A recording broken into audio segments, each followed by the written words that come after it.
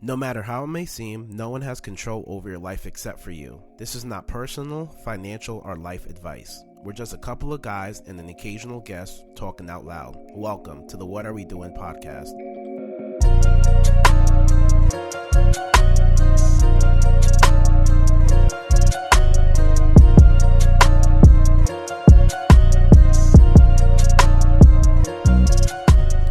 What's up, guys? What's going on? We back at it. Yo. Another episode 5. Another episode.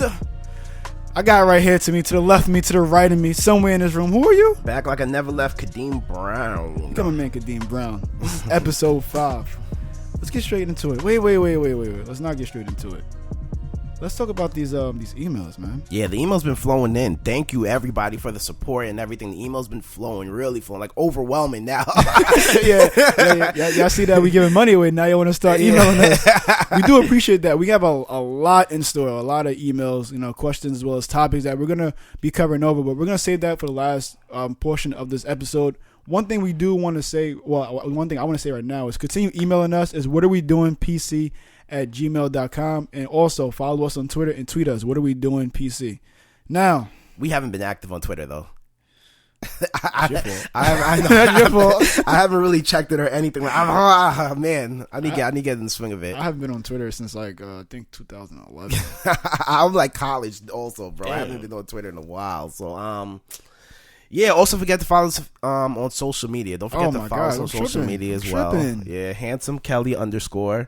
And for me, it's way too irrational. So don't forget IG and Snapchat, even though I think Snapchat is dying week by week, day by day. You know why I like Snapchat, though? Why? I just use it to post onto Instagram. Oh, you make your videos on I like Snapchat filters better. Yeah, it's not bad. But I don't know how to really view people's snaps. Yeah, it's horrible. Like I'm swipe left, up and down, triangle. It's so weird. L1, L2. They lost me. They lost a value customer. Yeah, they did. They lost me because you see what I was doing. You see their stocks went down. Horrible, right? It wasn't Kylie Jenner. It was me. It was definitely you pulled me. your support. Yeah, man. I just made a phone call like, yo, Kylie, you see this? How's your week though, bro? How's everything going? Good. My week was real good. What did you get into? This is Monday morning. I know you guys are headed to work, probably at work listening to this. We appreciate that. But let's get a recap of my week first. Mm-hmm. So my week was really, really productive. What did I do? It's always hard. You know what I did in the notes? I had to write down like what I did during the week, so I'm not really? like, what did I do last week? So I don't use that generic answer. I just grinded it out. Like I was winning. I know that. What did you do, bro? How were you winning? I was winning, man. It's hard to come off the top, bro. No, but seriously though, I mean, I was winning. Mm-hmm. Besides that, did I speak about my eye? Yeah, last episode you spoke that you almost got. My eye is still injured. You think so? Have you been back to the doctor since? I haven't. Oh, all right. Just tough it out, I guess. She keep hitting me up. Oh, you need to go. Yeah, I'll go. It's just an eye. You have another one. Yeah, right? It's really damaged. I do need to go. I'm playing around because I feel it like throughout the day. Yeah, it's not bad though. It's not bad. Last week was a productive week for me as well. What did I do? Yeah, you gotta write it down, bro. I don't remember what I did if I didn't write it down, but I signed up for a credit course, so I'm taking a credit course right now. It's a dope credit course.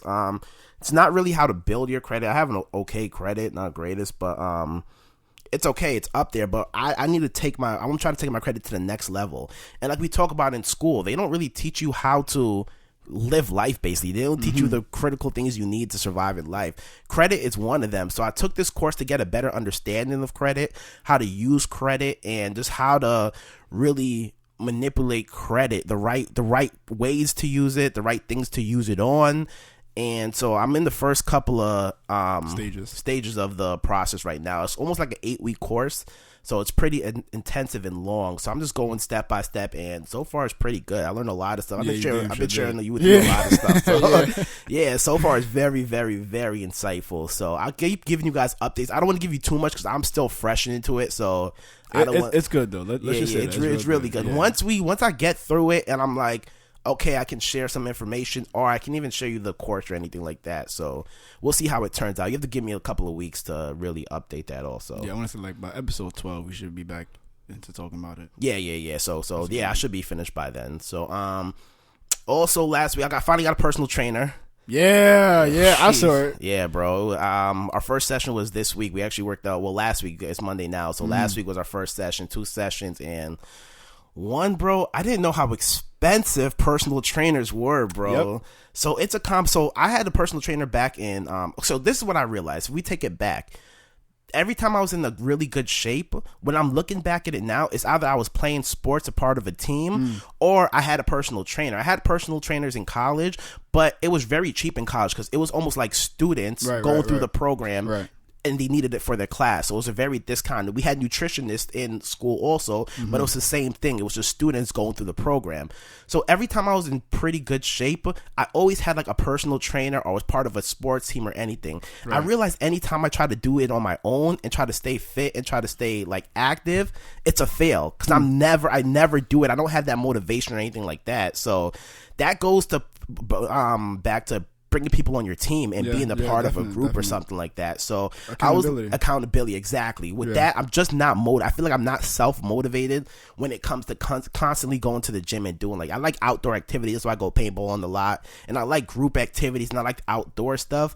But for me to stay committed and actually go to the gym every single day or every other day, I personally can't hold myself accountable, so I needed somebody else to hold me accountable, and it's dope. It's personal trainer. That's not bad though, because plenty of times we do need another outside person to hold us accountable to certain things. Agree. That's what anything, even with your goals, even stuff you're striving for, to stay motivated, to keep pushing forward, you need somebody to Yeah, one of my favorite quotes is what you do when you don't feel like doing it. But I'm going to be honest with you. Plenty of times I don't feel like doing it. You have to have accountability partner. Yeah, exactly. So I think that's what I'm paying for, that accountability. It's a nutritionist as well. So it's a complete package. So I feel like I'm getting my money's worth out of it. So we'll see. We set a couple of goals. I'll share them with you guys as the weeks go on and see how I'm crushing them. Yeah. So we'll talk about that, bro. That's good. Oh, let's talk about last week's episode. I got a lot of feedback from you. Got a lot of feedback? Yeah, I got some good feedback. What was some of the stuff you got back? Actually, I realized why I wasn't as loud. So I have this what is this thing called? It's a mic, and on top of it is a pop filter. All right, that pop filter. Yeah, we use the pop filter. We put it around the mic. So. Yeah, so I didn't know that what the pop filter was for. I just paid for it. So this whole time I'm trying not to breathe in it, and Kadeem was like, "You're supposed to breathe in it." So so that's why you guys hear me now. He's always inside. We had an hour tutorial on how to speak into the mic before we started this, so he should be good from here on out. Let's get some feedback about how my mic is, man. You guys hear me, man? Get some feedback on that. Because when me and H are sitting across from each other, so every time he tries to talk to me, he tries to move his head away from the mic, around the mic, so he can look at me. It's so right in my face. Yeah, it gets very uncomfortable. Yeah, it gets some time to get used to. But nah, the levels look good. It should sound good. So it's like a like a big yo. Yo. And I'm not editing that out. Anyway, right in your face, man. Anyway, last week, what's some of the feedback you have from last week's episode? Oh, okay. Back to what we were talking about. A lot of people were asking about the pros and cons list. Yeah. I had somebody reach out to me, and he asked me the same thing. Wait, what did he ask you? Basically, we listed so many cons, like maybe like 12, 13 cons, but our pros list was so short. There was only a couple of things on it. We skimmed through it like in a matter of seconds. Okay. 2 reasons. I feel like, that list was exhausting, so we were just trying to fly through it. And the second reason was that I feel like that's what it is. Yeah. Same here. So when you have a pros and cons list, usually one outweighs the other one. That's the one you go with. However, what differentiate those and this one right here is that the pros is hitting your goals. That's it. Yeah, and basically what it is, it's all those cons.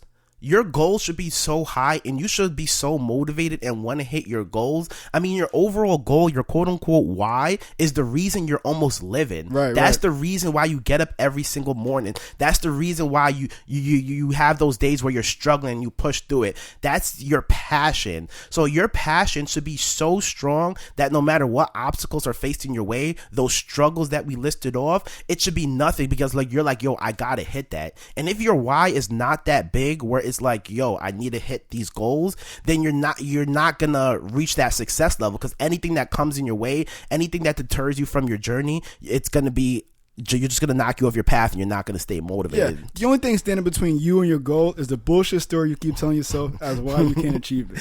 That's written on my wall right there. So yeah. But truthfully though, that's an amazing fact. And plenty of times we think of a why, like our why has to be, oh, I'm doing this to change the world. Some people why isn't like that. Some people why is, I'm doing it because I don't want to live in this house. I'm doing it because I have bad furniture. I'm doing it because I don't have a car. That could be your why, and as long as your why is big enough to keep you going and push past your obstacles and remind yourself that's an obstacle, not the finish line, then you're good. And I feel like that's why you have different level of success. Because people whys are so different. Yeah. Some people's why, they're really shooting for the stars, shooting out the universe. So they're striving for that higher goal. And like you said, some people whys are, yo, I just want to have new furniture in my house. I just want to drive a nicer car. That's their why. But the thing about having the why so small and so obtainable to hit, after you hit that why, is like, what else are you gonna do? Yeah. That's why I kind of set my goals. Yes, I have some materialistic things as my goals, but my why, I don't want to share my why right now. Maybe eventually when we get more comfortable. You're not comfortable with sharing? I'm not comfortable. I don't know you guys like that yet. So. You don't know me like that? So eventually, you don't know me like that? Eventually, you don't know me like that? Yo, shut up. Eventually, I'm gonna share my why with you guys, but yeah, it has to be something. I don't. Do you think your why could be something materialistic? Yeah. Your overall why? Yeah. Okay. Yeah. Let's say I know people whose why is I want a crazy big ass house. Okay, you're right. Let's say their why is I want a big ass house and I want 8 bedrooms. I want a movie theater. I want an indoor pool. I want an outdoor pool. I want a 4-car garage. That's somebody's why. So when you hit that why, what's gonna happen? That's why I think once you hit, you can pretty much hit that with by maintaining a certain amount of income. Yeah, but I'm like, as of when you hit that, what else are you gonna do? That's on them. Okay, you should think of success as a journey, not a destination. I feel you should use your why as a guideline. Okay, yeah, that's why I don't think setting your why as materialistic stuff is smart, because everything that's materialistic, anything that's on this earth, you can achieve. Yeah. So materialistic things aren't necessarily needed for you to hit a why, but I'm just saying some people do have that. Okay, it's not right, but that's what they have. I hear you. Also, for this episode, the main topic that I wanted to talk about with you, we talk about a lot about like entrepreneurship, hitting your goals, being successful as going on your own. But I feel like personally, there's still a path to hit what we were talking about, like financial freedom, working like a day job or a 9 to 5. And most of our listeners are there, which I don't think anything's wrong with that. It's just not the path that I chose. Right. So pretty much what Kadeem is saying, this episode is going to be geared towards people are saying that, are we only focused on entrepreneurs? That's pretty much it. Yeah, which I don't think we are. No, we're not. We're diverse in it. We don't want to make it where it's only one-sided. Mm-hmm. And I think anything we say, or even the past topics that we talked about, it can be taken both ways. Like, you can use it for somebody who's doing their own thing or working at a 9 to 5. You can use it for anything, job. Actually. Yeah, exactly. So as long as you have a goal, just use it for that. Yeah, so I want to talk about, like, list some of the perks of working. I don't know. Yeah, we can hit there, like, some of the perks of working a 9 to 5. All right. Discipline, like, I feel that you have to be disciplined to work a 9 to 5. Mm-hmm. You also have to, that's pretty much discipline as well. Because think about this, you have to be disciplined. You also have to have a schedule, and that right there is important. Period. Now, let's say you work a 9 to 5. You know that from Monday night, from Sunday night, you have to go to sleep at a certain time, wake up at a certain time, get ready for a certain time, leave your house at a certain time to be there at 9 o'clock. You leave at 5 o'clock. It's not pretty much the same routine from Monday to Friday. You do the same thing unless you're going out. But you know that even if you go out, you're risking it because you have to make sure that you're in bed by a certain time so you can wake up at a certain time and keep going. Yeah, good thing. Now, what about Saturday? Saturday, you wake up, you pretty much do whatever you want. The discipline goes away because you don't have to wake up worrying about a job to go to. You just wake up and like, I just freestyle. But Saturday, that's why people party so much because it's like a freestyle day. Then Sunday is like, I probably can freestyle in the morning, but I can't freestyle at night because I sleep at a certain time. So it's all about discipline. Yeah, for the perks of having a job is like the set schedule, like you talked about. Right. I think a set schedule is good because like you said, you know when you're going to be at work, you know the times. I mean, you're going to have to work a little extra some days, but in general, you know when you're going to work and what times you're going to be at work. So it's easy to plan around that. If you have something to do, like say you have an event to go to, say you want to work on something outside of work that's like personal development, you want to go on a course or something like that, you want to do something after, you know, okay, this set time I'm going to be working. Right. As like an entrepreneur or somebody who's not in a structured 9 to 5, you know how it goes. You're working almost 24/7. Some days you don't know when you're going to work. Some days you work 12 hours straight. Some days you get a little free time, you work 1 or 2 hours, but you have no set schedule and your schedule is always changing. Some days you don't even know what day it is. Exactly. So that's what I think a benefit of working a 9 to 5. You can still work on other passions outside of the whole job structure to reach that next level. Take courses because you know what time I'm going to be home, and you can plan way in advance. Yeah, we can't plan 6 months in advance because I don't know I kind of have 6 months planned, but that can change day to day. Well, I don't want to say we can't. We could, but we just have to adjust. Exactly. We have to make it happen, basically. Right, we have to adjust. Exactly. Another thing is you have a set income. For definitely. us, like, we don't know what we're going to make next week or the week after. We might go... sometimes we might go a month or two without getting paid. We might be working on a project for a month, 2, 3, 6 months, even sometimes a year plus before we see any income from it. At a job, you know I'm going to get paid this amount at the end of the week, every other week, or 2 times a month. I think that's how people get paid. You know that money's coming in. So that money's going to be good because say if you're planning for financial freedom, say you're investing in real estate, say you're investing in other securities or anything like that, you know I'm getting X amount of money. I'm going to use this money for that, this money for that, and this money for that. So you can divvy up your money so you can properly execute. And that's a way to reach financial freedom also. It's planning, taking that 10%. You know exactly what's going where every single week. So I think that H came into this thinking that he was going to shit on everybody. So he's looking at me like, damn, he's making some good points right now. That's the type of look he just gave me like, yo, this guy might be onto something. You came in prepared, man. Yeah, bro. You playing, man. I'm playing, bro. I'm going to be honest, guys. I came literally, I didn't write nothing. I didn't go over anything. Just straight off the top of my head. But all right, I see you. Yeah, so that's a good perks, thing. Though. I gave him some perks. Yeah. So I think that's a good thing. Also, it's so easy because when I was transitioning outside of working into like working for myself, it was a lot easier because I knew that I was making this amount a week, so I can put this towards saving for the long term, this towards this course, this towards that course. Every week, I would separate. The only thing is about it is, no matter how hard I work, sometimes I was making the same thing. I wasn't making as much as I was making now, working for myself. But through investing, and when we talk about investing, we're talking about long-term investing. We're talking about putting money away that we're going to use 10 to 20 to 30 years from now. So it's really the long term that we're talking about. But also, because I don't want Kadeem. He's joking. I'm not really shitting on a 9 to 5. I honestly think that 9 to 5 is needed. Mm-hmm. Plenty of people they don't have that discipline, and they don't have the courage to actually be an entrepreneur, and it's difficult. It's not an easy path. So that goes to, you want to take the easier path for yourself. Now, it's plenty of people who do work a 9 to 5 and are satisfied with that, and that's no problem. You say easier path. I don't think a 9 to 5 is the easier path because I think there's a lot hard. No, bro. I think there's a lot, especially if you're like in a commission or sales job. The stress is so high in those jobs that you can make a lot of money. A statistic is there's only about 90% of millionaires are 10% of millionaires are unemployed. That's the statistic. So most millionaires are working, maybe not a 9 to 5, but they're working for somebody, helping somebody out. And usually you see those in sales or commission jobs. And I've met a lot of those people. Sales right now, no matter if you're like medical sales, financial sales, like you're making 6 figures almost, and your bonuses are going to bring you over that $1 million a year. So not a lot of people are making millions of dollars who are not employed by somebody. Again, you said that working a 9 to 5 is not easier to be an entrepreneur. That's what you said. Working a 9 to 5 is. That's what you just said. But what you just explained was different. So I want to know, which one is it? I feel like it can be just as hard. There's low stress jobs. No. We understand it could be just as hard. Yes. We understand that. Yes. But which one is easier?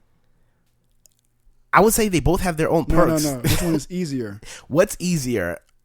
working a 9 to 5 is easier. I feel like just because the structure, you have structure, exactly, yeah. and that's why I went back to the perks of working a 9 to 5. You have that structure, you have that discipline. Yeah, being an entrepreneur, you don't have that. You have to adapt into that. Exactly. Yeah. I agree. Working a 9 to 5. I'm just saying, like, I don't want anybody to take it for granted. Like, it's easy. Like, we think it's easy. No, it's not. It's not easy when we say like, oh, anybody can do it. When we're saying it's easier, it's more so of the benefits of it. I personally feel that the benefits of working a 9 to 5 outshines the benefits of no, it doesn't.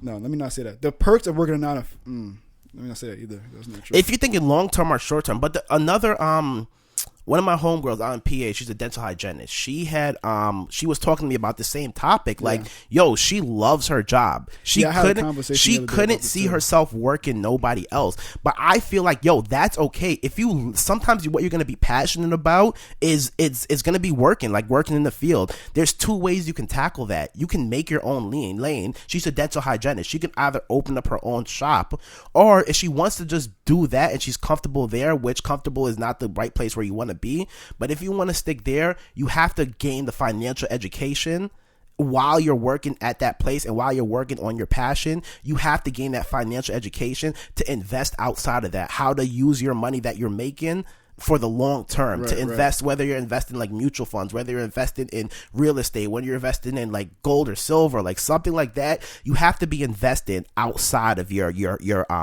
passion. That 401k that you're making, it's not going to be enough money. Millennials now, you need at least $2 million to retire from 65 and live to 85. Yes, 2.5. With 2.5, yeah. So with medicine and everything like that, people are bodying 85. People are living to their 90, 100 and stuff like that. So on average, you need about $2.5 million.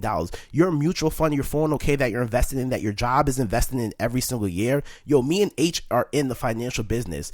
Whatever you're investing, these guys are making a killing off of you. They're giving you 1-2% probably a year, I think you're making, or something crazy like that, over compounding interest, and that's money added and added. Yeah, it comes out to a lot more, but these guys are using your money for their advantage. Leverage. When you're losing money in your 401k, they're still putting money in their pockets because you're paying them to manage your money and stuff like that. That's why it's crazy that I see people are not financially educated. They just go to traditional school, get that education, and think they're going to be set by investing in their 401k and things like that. And that's what bothers me, though. Yeah, it's horrible. And what it's so crazy too. A lot of people don't realize that shit is not going to go their way when they retire, when they're in their mid 30s, early 40s, late 40s. And that's when that shit hits them like, oh snap, I'm not prepared. By then, the learning curve to learn and to read these books that we're reading right now, or that we're suggesting to you, it's almost too late now. You got to start investing from when you're in your 20s to start retiring. Yeah, because again, the main issue that majority of people are dealing with is money. However, they don't want to take the time out to learn about money. I always thought that was foolish. That's it, bro. That's what I say. Like after you finish traditional school, you say you even get your doctorate, you get to the highest level, you get your PhD and everything like that. You still have to go back to the school of hard knocks. Like you still have to learn how to be stable for the rest of your life. Like what they teach you in school, like I talk about that credit course, that first 5 minutes of the credit course is bananas. I had 2 pages of notes just because it's so much shit that they didn't teach you in school, but it's so much simple stuff. It's so easy to apply. And I started changing stuff and I started reaping the benefits the day I took that, the first day I started that course. So it's so crazy that we're not learning simple stuff. And like you talked about last time, where wealthy people hide information are in books. And I was listening to Robert Kiyosaki's podcast, and he talked about the same thing. Like, that's where all the information is. He talks about he reads so many books. That's what he does. All the information that he gets is from those books. Yeah, I got like a 700-page book I think you guys should read if you're interested in knowing about finance. It's literally the financial Bible. It's called Money Master the Game by Tony Robbins. That book right there is literally a financial Bible. Easily. People come to me all the time about financial advice and everything. I say, go read this book. You guys don't want to take the time out to read the book, but you want the information. Just go read the book. That's what I hate too. Everybody, the same thing with me. If anybody asks me like, how can I invest? I want to get like this, but I don't want to trade. I don't want to do this. I don't want to do that. Just read the book. You can do all of that. Just pick up that book, Money Master the Game by Tony Robbins. It literally tells you, if you're working in the job, how to divvy up your money, how to split your money, and what to invest in on the long term. Yeah. So by the time you're ready to retire, just in case you're in that passion, just in case you're doing what you want to do, it shows you that there's ways to become financially free. There's even a story in there about a guy. He was making, I don't know the exact number, but he wasn't making a lot relatively what somebody with You're a talking college. about the guy who made $14,000 a year. Exactly, yeah, $14,000 a year, and he just kept investing and investing and investing, and by the time he was ready to retire, I think way before everybody was retiring, he was already set, financially free, didn't have to work, all his bills was paid for. And also, there's you mentioned one in the recent podcast about, if you think you're not making over 100K, you're not successful. I think that's a good idea, but that's relative to where you live and your lifestyle at all. So you can make $30,000 a year in residual incomes. Residual income is money that you invested in and you don't have to work. You can make $30,000 a year and be comfortable. There's places like, but in residual, as you said. In residual, yeah, money that you never have to work for. So money that you're sitting down and is coming in your bank account every single month. You think that someone can make $30,000 a year and be all right? Yeah, different places. Where? Like parts of Pennsylvania, parts of Kentucky, parts of Alabama. Yeah, the average city in America, you can't. But you're not good. The average, no. Under 60,000, you're not good. The average, no. But there's places out there, and we don't. Our listeners are from all over the world, so there's places out there where $30,000 you can still make that stretch. I mean, you're not going on vacation every week. You're not living an extravagant lifestyle. You're not buying cars or everything like that. So you think for someone who just want a simple life? Yeah, bro. Like wake up, brush your teeth, go back to sleep. Yeah, there's people who's working and making like $14,000 a year, $17,000 a year, and they're still living.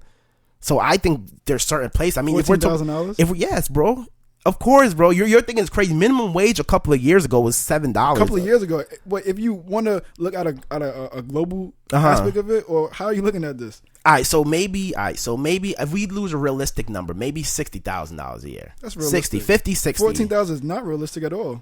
But you can live. People live over that. That's Who the crazy thing. Over $14,000, bro. People live over $14,000 a year, bro.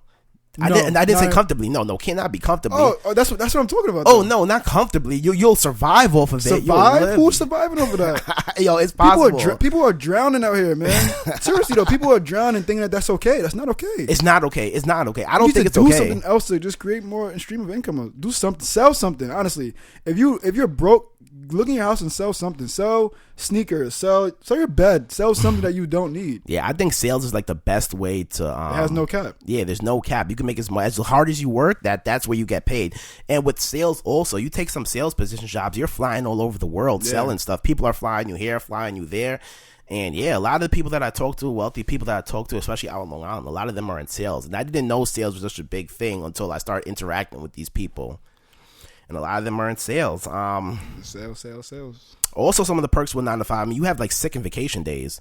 I think that's a huge perk too, because you even talked about today, like, yo, I'm not feeling good, but he's not feeling good, but he has to be here. He's not feeling good, but he has to go to work. He has to work. So if you're under the weather, like my mom's had like a week off last week because she wasn't feeling under the weather. You were here, you were here. She was sitting watching TV, and she's still getting paid for it. Yeah, that's not with us. Like if we're tired, if we're sick, then still gotta make it happen. We still gotta make something happen. Vacation days, we gotta plan so far ahead of vacation. You were talking to me about a vacation. No. You weren't talking to me about a vacation today. Yeah, she don't know.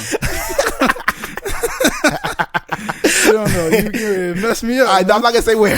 Right, yeah. But you were talking about. But look how far in advance you're planning for that vacation, though. I don't listen to that. Just joking. But yeah, the planning that has to be executed with that is so far in advance. Whether if you have and you're not getting paid when you're away. Yeah, another thing too, because I'm spontaneous. Like when it comes to things like that, and it's not smart to be spontaneous with that. Yeah, it's very, very difficult for my pockets. It's hard. That's really the reason why. Especially in the beginning stages. I'm trying to stop being that spontaneous travel guy, because that's. In the stages that we're in right now, it's really, really hard to be that spontaneous person, because we're planning this by this. We're planning, like I told every Wednesday for me, I personally sit down, and I saw you do it today on your Snapchat. You did it for the month. So you know. I did it the other day. You did the other day. Okay, so you posted today. But you already know where all your money is going probably for the next 3 weeks. Oh, yeah. So it's the same thing with me. I know where all my money's going. So when something pops up and it's just like last minute, I'm just, it's pretty hard to just sporadically like. Deem is spitting. Let me just say this for y'all. Deem is spitting jewels this podcast, right? He's spitting so much jewels. He took up his do-rag just now. Like, this dude took up. That's how you know it's real, man. It's too hot. We got both windows open. We got the fan blowing everything. This dude. Nah, but I just don't want anybody to think we're shitting on the 9 to 5. I personally think that the 9 to 5 is a great path to reach financial freedom, but I just don't think you can reach it with what they taught you in school. I think you have to get information outside. Right. It's more so of me, because plenty of people think that I shit on 9 to 5, and I don't shit on. I don't shit on 9 to 5. We need people who work 9 to 5. What I'm just saying is that being an entrepreneur is more difficult. That's the only thing I'm saying. I agree. It's more difficult. The stress level is way higher. You have to deal with different aspects. But that was the perks that we talked about. Let's talk about the downside. Okay. Yeah, we can talk about downside. Yeah, we don't have to worry about the downside. Should I take out my list or just? He is the downside. You see, he was waiting for this. You see, he was plotting. He was like, "Yo, should I take out my list?"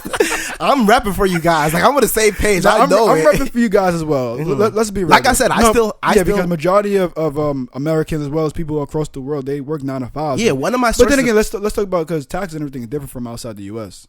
Yeah, I can't get. I don't want to get into taxes or anything like that. But yeah, they're different everywhere. It's different. But yeah, let's talk about here in America, the USA. You need it. You do need 9 to 5 though.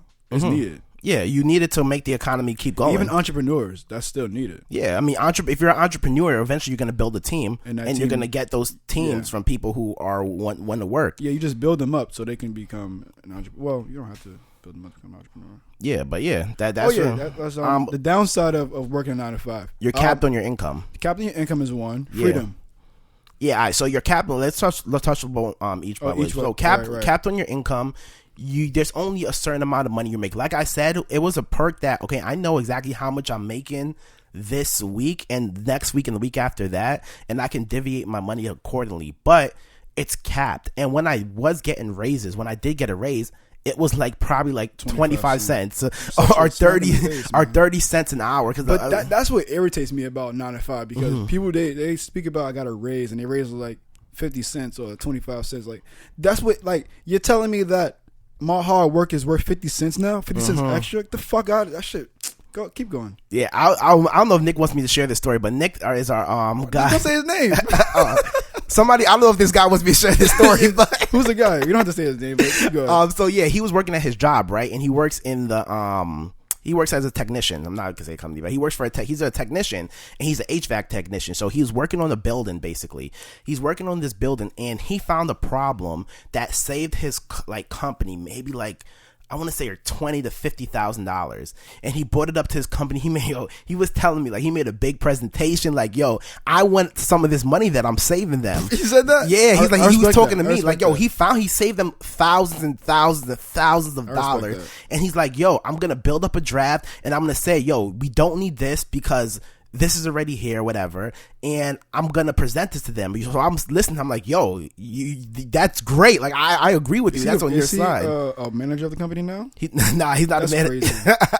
I just saved y'all $20,000, and you're not gonna give me. I think it was more than that. I think the number was crazy. So he's working on the building in the city. So after he presented to them and everything like that, they basically shitted on him. Was like, nah, we can't. We thank you for saving us money, but we can't give you any of this. And that's like, wild. Yo, I was like, damn, that's crazy. Yeah, that's crazy. That goes to show no matter how hard you work or what you do, you're capped at what you're gonna earn.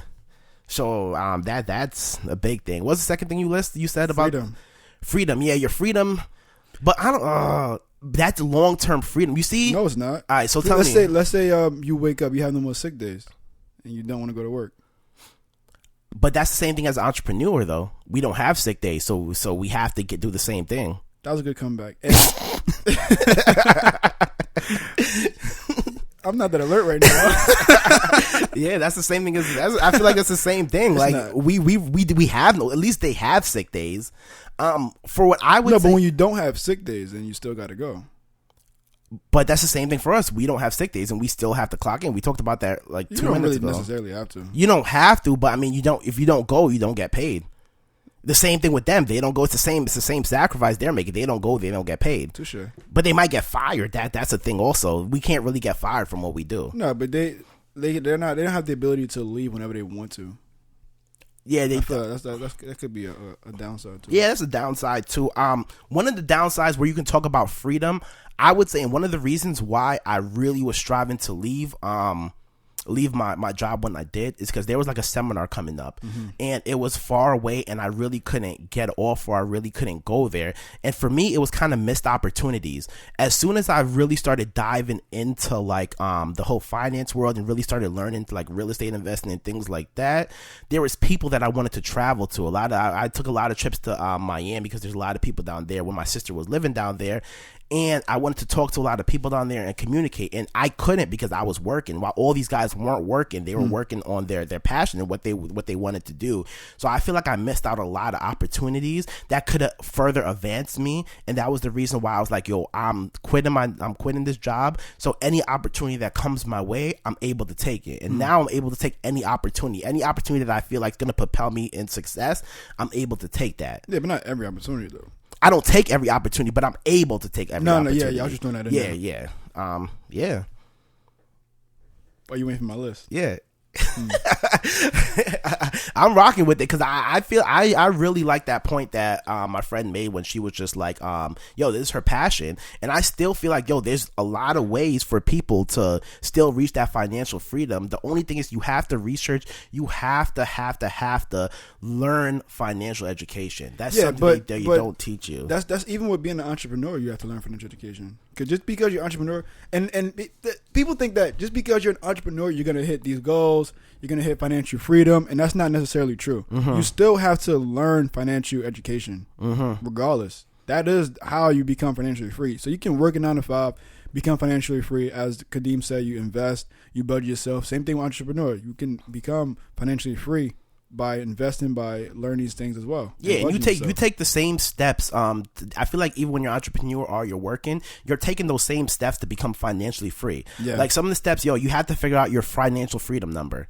Your financial freedom number is that number that you can make residually every month, that one that will pay all your bills, put food in your hands. Like you never have to work and you're comfortable making that. If you're an entrepreneur or you're working a 9 to 5, you have to figure out that number. Right. You have a number? Yeah, I do have a number. What's your number? Or you don't want to share it?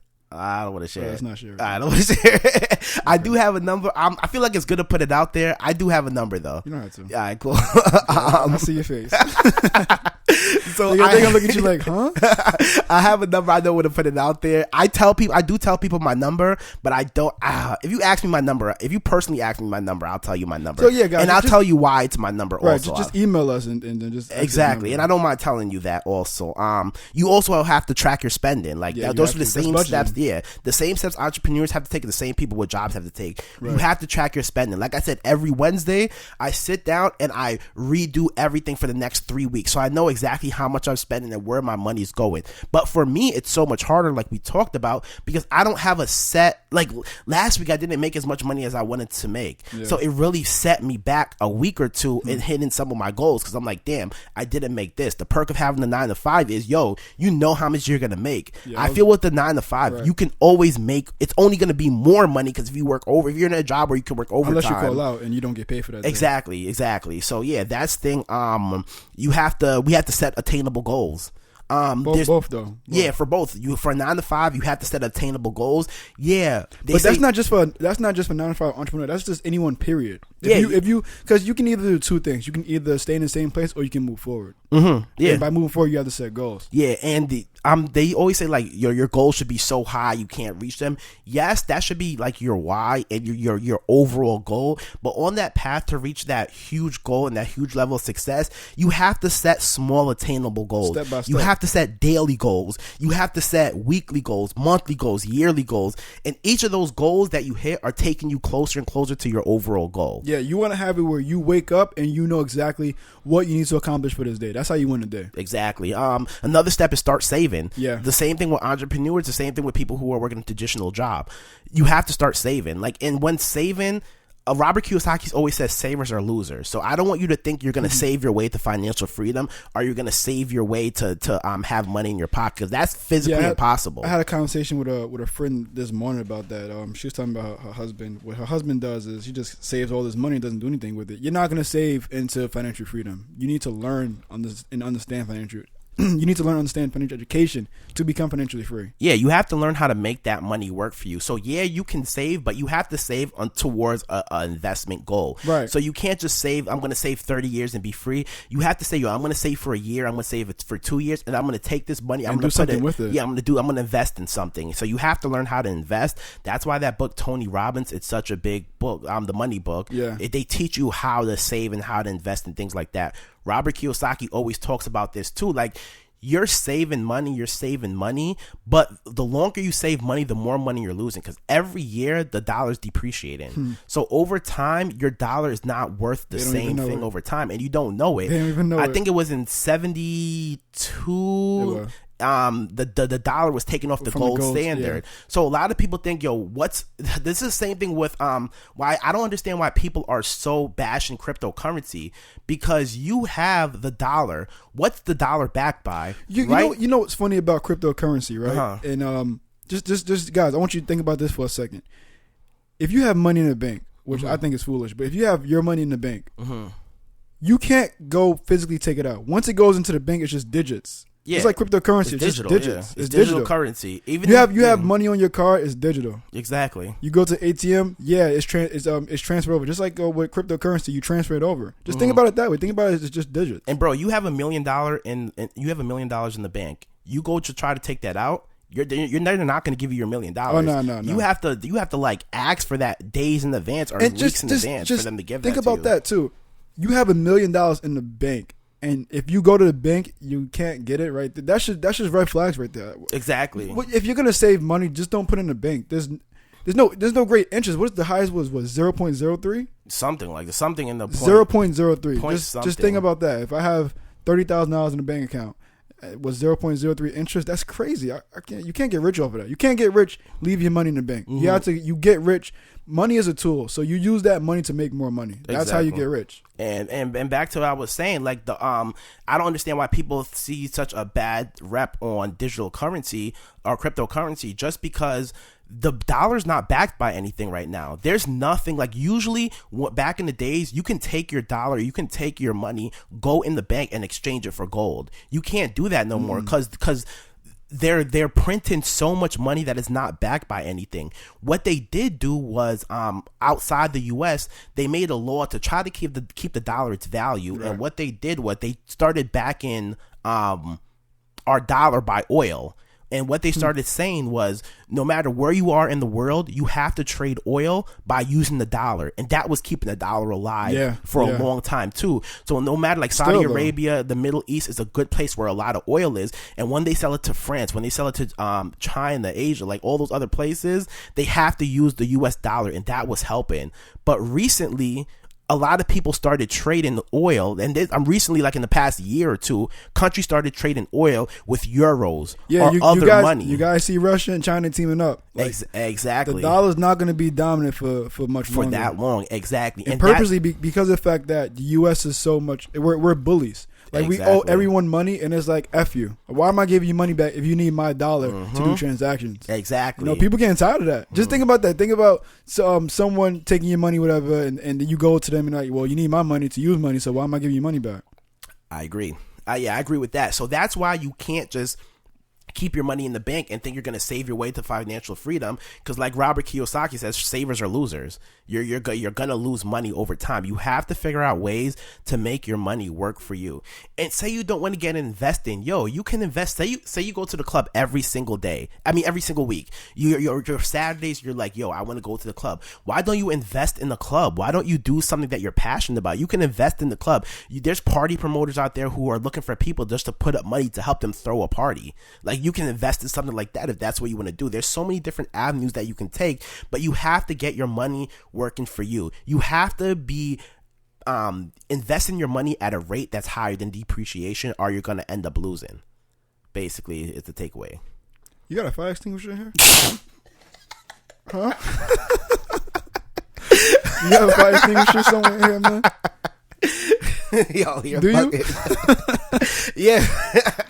Yeah, fire extinguisher, man. Damn, I had last episode. You got this one. That's we going back and forth.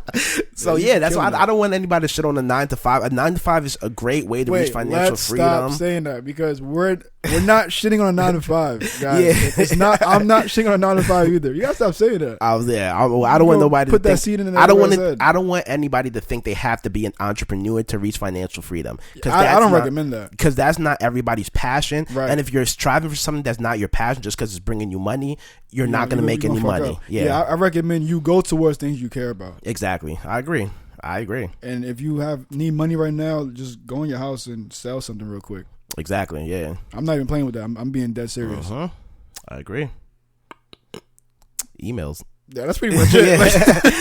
Emails. Yeah, let's pretty much wrapping it up. Yeah, we have a lot of email. We really we were like fronting a couple weeks ago about the 1,000 emails, but now we have a lot of emails where we can't get to all of them at once. So a lot of people reached out to us about different topics they wanted to discuss. Mm-hmm. So we're not going to talk about it on this episode. We're kind of just going to use that topic, and we do use that topic for a whole episode. We'll read the email then, but we do still have questions that people asked us that we can talk about at the end of the episode. So. Yeah, we got a lot of topics. Yeah. A lot of topics. So we're good for a long time. But still send us emails because your topic might be better than somebody, or we might be more educated on that topic. There's a couple of topics that we have that we're not educated on, so we can't really talk about or discuss because it's just going to be a bunch of crap that we're speaking. I got two questions here. The first one is I realized on my IG Snapchat thing. You have to give them a shout out. You have to say who wrote the question. Oh, I don't know if we were going to. No, you have to say who wrote the question. We'll give them a shout out. Thank you for riding. Yeah, all right. So one question, the first one was from Giovanni. Mm-hmm. So what Giovanni said is, I realized on my IG Snapchat thing,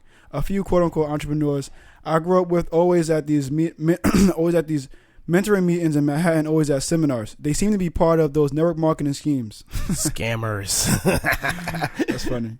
How do you guys feel about people getting caught up with the constant mentoring and constantly going to seminars to a point where they seem like it'll just be a job? I could go ham on that. Just because you can start that. You have you have to keep that motivation around you. First, right. You have to keep that motivation around you. I try to attend one seminar. It might not be anything that I'm doing with, but just to get that same energy, just get that vibe, get to be around people who are on the same path than me. I might not take the opportunity that's presented to me, but I like going to those opportunities. Make me know, there's 1,000 ways to skin a cat. There's 1,000 ways to get rich, right. And it keeks me in a positive space. You talk about the scam thing. With network marketing is not as big as not a scam at all. It's the greatest way for a company to market themselves without paying for advertising. It's the easiest way to generate. So you have to think about, yes, there were scams and people always are trying to beat the system, so that's what gives it a bad name. And if you have a bad experience anywhere, you're going to talk about that bad experience more than you're going to talk about that good experience. So you always hear about these network marketing things going bad. I think network marketing is the greatest way to become financially free, is because you're really going around. One, it's helping your networking skills. You start a business for free. Exactly. Or like what, a down payment is sometimes with $300 most? Yeah, the down payment is so small to start your own business and to get a residual income. And a lot of these companies that they sign up with network marketing, they're doing the work now and they're getting paid for the rest of their life. Right. I'm in the network marketing company and I put in that work. I don't really do a lot of work from it now, but I did towards the end of my college career, and I'm still getting paid, and I haven't really done anything in that field, and I'm still getting paid from that work that I did back in those days. So I feel like that's the greatest way. And the people that I rent, the people that are in my team, there's people that are still working and busting their ass in this network marketing company, and they're still getting paid, and they're doing way, way better than me in that field. Right. So I don't think anything's wrong with it. And for companies, it's a great win-win for them. Like, what do you think it costs to put a commercial on the TV? It costs hundreds of thousands of dollars. Why? And some people don't watch TV. A lot of people are not going to see your ad, so you're missing a lot of audience too. But why not pay people to spread the word for you, especially if it's a product that they're like, or a product that they want to see grow, that they believe in? You can pay people that way. So I wouldn't say I wouldn't call it a scheme. and I feel like a lot of people do because they're just not educated on. I agree. On the process, or they only heard bad things and they don't do the due diligence of going out and finding the information for themselves. I feel it's also because they see so many network marketing companies pop up and they go away. Yeah. And the reason why it's a business. It's guys. business, yeah. Not every business is gonna prosper. Exactly. There's a lot of failed businesses out there, so yeah. Second question: what exactly are your hustles? How do you find yourself in a line of hustle? Where do you see it going in a year, and plans on diversification when it comes to streams of income? All right, so the hustles. All right, so starting now, everybody knows that the starting stage of entrepreneurship is very, very hard. The starting stages of doing something on your own, it's a lot of stages you have to go through. It's not going to happen overnight. A lot of people don't see the hard work and all the sacrifices that you're making at the beginning. So my streams of income, like I said, I still do have a quote unquote 9 to 5. It's a seasonal job. I work at JFK. I do snow removal there when it snows. I drive Uber. I day trade. I invest, and I'm a personal assistant to a pro athlete. Mm-hmm. So I think those are all my sources of income, right? And network marketing, and I still make money off that network marketing company. Right. So that's about 6 different sources of income that I have. My overall goal is to get to a point where the only thing I'm really doing is investing, day trading, and the personal assistant work. Right. Those are the only 3 things that I really want to be doing. But to get there, it's a lot of hard work and sacrifices that I have to make, and doing things that I don't want to do to get to that point. Yes, but everything that I do, I take advantage of it as much as possible, whether it's networking or doing other things. So yeah, same. I'm driving. I'm also a trader, and then I also invest in cryptocurrencies. Okay. Yeah, I don't have any real estate property on paper yet, so let me not put that out there. Yeah, it's in the process. It's definitely in the process. Yeah, next question. So thank you, Gio, again. Gio actually was the winner. He was the winner who won our first, because when me and H first started, we were like, yo, whoever emails us first is going to show us support. We're going to send them a gift certificate. Not gift certificate, yeah. So he's getting a gift certificate, a $50 gift certificate to Audible. So he'll get that soon. Probably by the time he hears this episode, he'll probably have it. We have one email in which the next episode is, we're going to be dissecting paragraph for paragraph. Yo, this email was like a phenomenal email. Yeah, it got us thinking. Like, we were about to scrap this whole episode. Like, yo, let's just focus on this email, because there's so many stuff that we can take out this next email. So what we plan on doing, H is going to read this next email, right? And it's pretty long, so bear with us, but there's a lot of gems in it. So he's going to read this email, and what we want you guys to do, we want to give you guys emails with your input on this topic, all the stuff that she listed off in this email, and then next week we'll dissect this email paragraph for paragraph, and we'll make a whole episode out of it.